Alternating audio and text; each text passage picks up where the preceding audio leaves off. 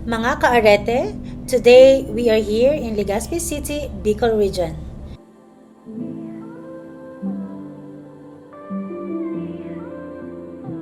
Currently, Mount Mayon Volcano is very active.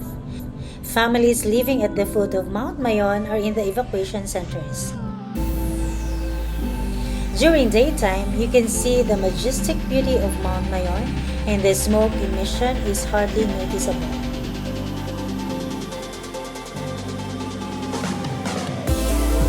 But during nighttime, you can see the lava flowing down its slopes.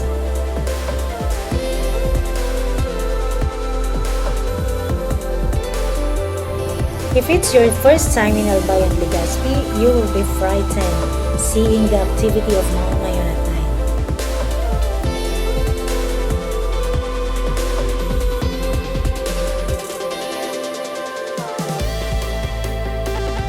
But if you are from here, the lava coming out from its crater adds beauty to the cities and towns surrounding Mount Mayon during nighttime.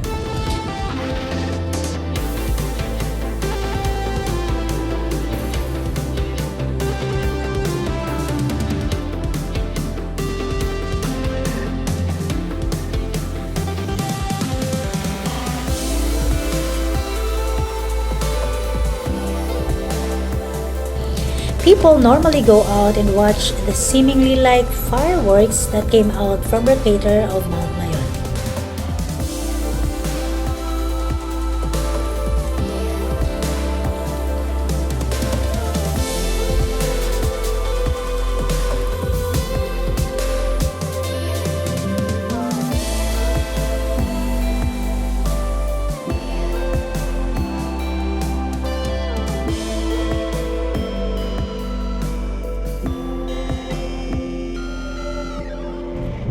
Today, children that are displaced and are staying at the evacuation centers needs our support. Prayers for their safety, daily needs of water and food, although provided by the local government and DSWD, still it is encouraged that whoever has the kind heart to share, please do.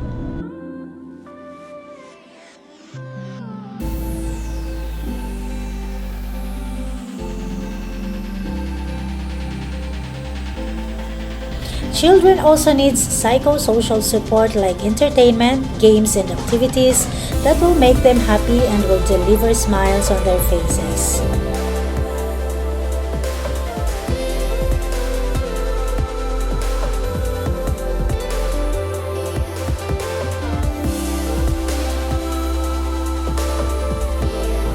Watch out for our next video as we engage fun and exciting activities to these children.